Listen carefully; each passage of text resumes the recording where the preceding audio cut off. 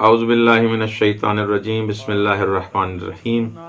مہدویت کے دروس کے سلسلے میں ہمارا آج کا درس فلسفہ غیبت کے بارے میں ہے کہ مولا امام زمانہ عجل اللہ فرجہ شریف کیوں غائب ہیں، اس کا فلسفہ کیا ہے، اس کی علت کیا ہے، اس کے بارے میں ہم کچھ عرائض بیان کریں گے۔ رسول خدا صلی اللہ علیہ وسلم نے فرمایا، یا جابر ان ھذا امر من امر اللہ وسر من اسرار اللہ، علمہ مطوی عن عباد اللہ، ایاک والشک فیہ فإن الشک فی امر اللہ عز وجل کفر۔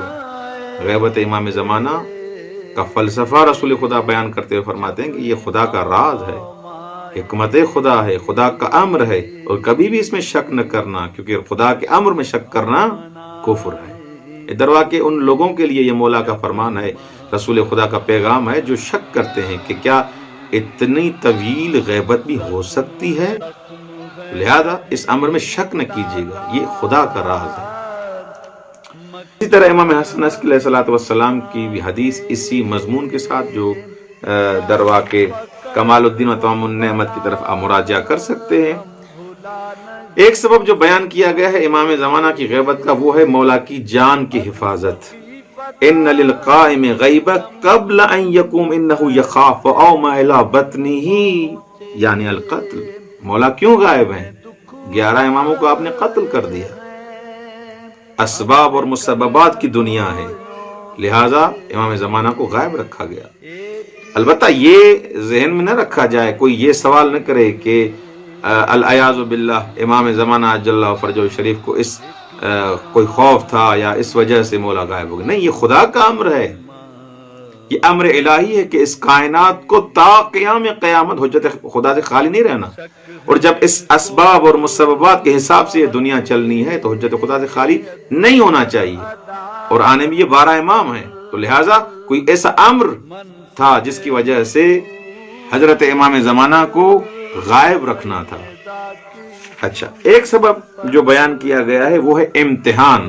امام زمانہ اس لیے غائب ہیں کیونکہ لوگوں کا امتحان لیا جائے، مؤمنین منافقین سے جدا ہو جائیں، خالص غیر خالص سے جدا ہو جائیں۔ یہ امتحان ہے درواقع۔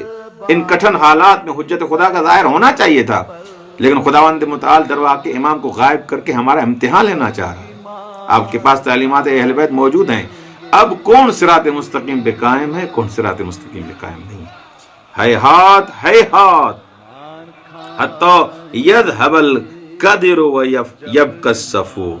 مولا امام باقر علیہ الصلوۃ والسلام فرماتے ہیں جابر جعفی کے بارے میں کہ ہم دیکھنا چاہتے ہیں، خداوند متعال درواقع دیکھنا چاہتا ہے کہ کون خالص ہے، کون غیر خالص ہے۔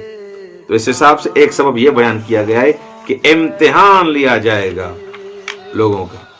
درواقع اس دور میں آزمائش ہے، مومن کون ہے، خالص کون ہے، غیر خالص کون ہے۔ اور ایک سبب جو بیان کیا گیا ہے امام زمانہ عجل اللہ فرجہ شریف کی غیبت کا، وہ ہے انسانوں کی تعذیب۔ 11 اماموں کو آپ نے قتل کر دیا۔ 11 امام ہم نے بھیجے، ہادی بنا کے بھیجے، لیکن آپ نے کوئی خیال نہیں کیا، آپ نے ان کا احترام نہیں کیا، آپ نے ان کی حمایت نہیں کی، ہر امام کو شہید کر دیا۔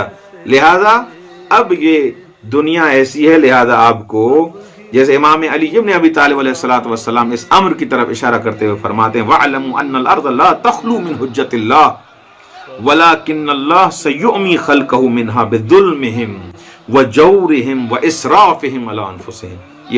یہ زمین حجت خدا سے خالی نہیں رہ سکتی، لیکن اللہ تعالی نے، خداوند متعال نے امام زمانہ کو غائب رکھا، لوگ نہیں دیکھ سکتے اس کے وجود مبارک کو۔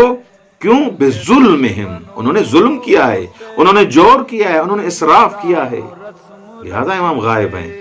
انسانوں کو ادب سکھانے کے لیے کہ آپ نے 11 اماموں کا خیال نہیں کیا، لہذا اس امام کو اب امام کی قدر نہیں ہے، لہذا میں اس کو غائب کر رہا ہوں۔ تو لہذا ان اسباب کو مدن رکھتے ہوئے جو 3-4 اسباب میں نے بیان فرمائے، جو خلاصتاً بیان کیے ہیں کہ امام زمانہ کی غیبت کا فلسفہ کیا ہے اور راز کیا ہے، اور خداوند متعال سے دعا ہے کہ امام زمانہ کا جلدی ظہور فرمائے۔ والسلام علیکم ورحمۃ اللہ وبرکاتہ۔